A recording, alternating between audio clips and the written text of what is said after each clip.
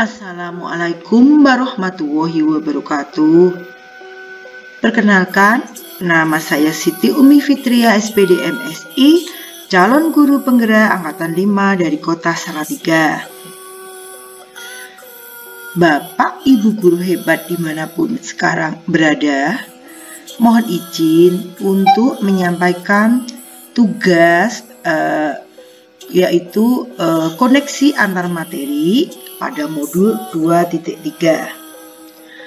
Fasilitator saya Ibu T. Fridanenti dan pengajar praktik saya adalah Bapak Mahmudi. Mari langsung saja kita mulai. Dalam koneksi antar materi untuk modul 2.3 ini, sebelumnya saya akan menyimpulkan apa yang sudah saya pelajari di modul 2.3, yaitu mengenai coaching ya. Coaching sendiri adalah kemitraan antara coach dan coachee dengan mengantarkan seseorang dari situasi saat ini ke situasi ideal yang diinginkan di masa depan. Proses coaching dilakukan dengan menggali potensi yang dimiliki coachee, yaitu melalui pertanyaan berbobot yang diajukan coach. Pada proses coaching ini, coachee lebih tahu tentang masalahnya dibandingkan dengan coach. Jadi, melalui proses coaching, seorang coachee akan menjadi lebih tahu, lebih sadar dibandingkan kondisi sebelumnya. Pada proses coaching, sangat diperlukan keterampilan bertanya dari coach dalam rangka menggali dan menuntun coachee untuk menemukan solusi dari masalahnya, melaksanakan dan merasakan dampaknya sendiri. Proses coaching yang berhasil akan menghasilkan kekuatan bagi coach dan coachee untuk mengembangkan diri secara berkesinambungan. Ada 3 prinsip coaching, yaitu yang pertama kemitraan, membangun kesetaraan antara coach dan coachee. Tidak ada yang lebih tinggi atau lebih rendah di antara keduanya. Kesetaraan dapat dibangun dengan cara menumbuhkan rasa percaya diri dan rendah hati. Yang kedua adalah proses kreatif, memicu proses berpikir coachee, memetakan dan menggali situasi coachee untuk menghasilkan ide-ide baru. Dan yang ketiga adalah memaksimalkan potensi dan memberdayakan rekan sejawat. Percakapan perlu diakhiri dengan suatu rencana tindak lanjut yang diputuskan dan kesimpulan yang dinyatakan sendiri oleh coachee. Ada 4 paradigma berpikir coaching ya. Yang pertama yaitu fokus pada coachee atau rekan yang akan dikembangkan. 2. Bersikap terbuka dan ingin tahu. 3. Memiliki kesadaran diri yang kuat. 4. Mampu melihat peluang baru dan masa depan.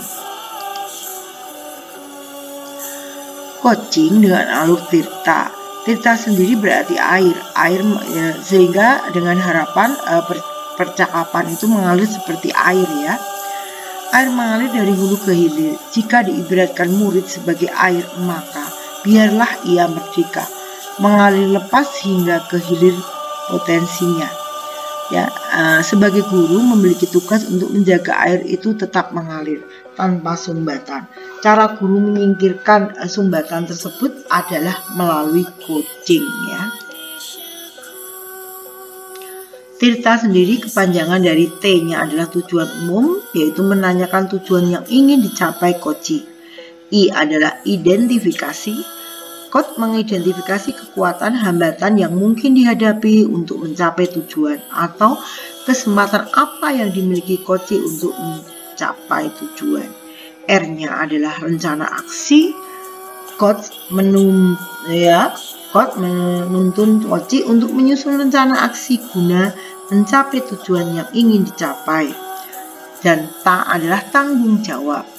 Coach menanyakan komitmen coachee setelah menyusun rencana aksi. Sedangkan kompetensi inti coaching itu yaitu yang pertama kehadiran penuh atau present, yang kedua mendengarkan aktif, yang ketiga mengajukan pertanyaan berbobot, dan yang keempat adalah mendengarkan dengan rasa. Selanjutnya adalah refleksi. Setelah saya mempelajari modul dan juga melaksanakan praktek coaching, nah saya akan menjawab pertanyaan refleksi seperti di LMS. Pertanyaan pertama, bagaimana peran Anda sebagai seorang coach di sekolah dan keterkaitannya dengan materi sebelumnya di paket modul 2, yaitu pembelajaran berdiferensiasi dan pembelajaran sosial emosional? Dan jawaban saya adalah, sebagai seorang coach di sekolah, saya berupaya menggali potensi dan menuntun murid saya memperbaiki lakunya. Karena sebagai coach saya wajib menuntun segala kekuatan, kodrat atau potensi agar mencapai keselamatan dan kebahagiaan sebagai manusia maupun anggota masyarakat.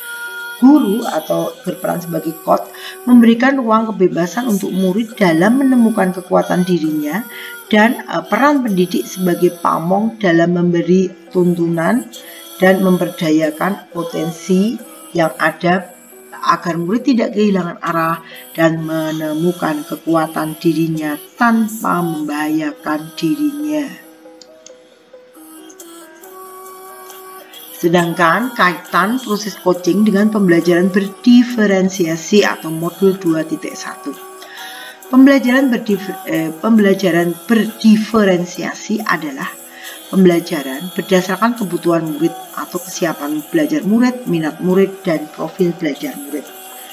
Melalui proses coaching yang dilakukan oleh guru dengan murid, maka guru dapat melakukan identifikasi kebutuhan belajar murid yang akan dijadikan sebagai dasar proses pelaksanaan pembelajaran, sehingga akan mengembangkan minat, bakat, dan potensi yang ada di dalam diri. Dengan demikian akan terwujud pembelajaran yang merdeka yang dapat mencapai keselamatan dan kebahagiaan setinggi-tingginya. Sedangkan kaitannya proses coaching dengan pembelajaran sosial emosional atau modul 2.2. Pembelajaran sosial emosional adalah pembelajaran tentang pengendalian emosi dalam diri yang meliputi kesadaran diri, manajemen diri, pengambilan keputusan yang bertanggung jawab, kesadaran sosial, dan keterampilan berelasi.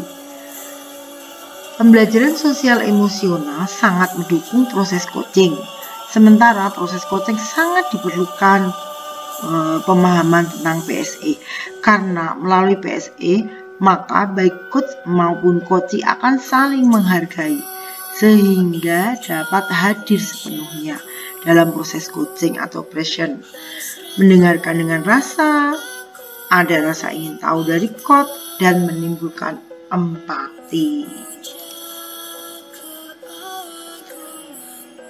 Pertanyaan yang kedua, bagaimana keterkaitan keterampilan coaching dengan pengembangan kompetensi sebagai pemimpin pembelajaran?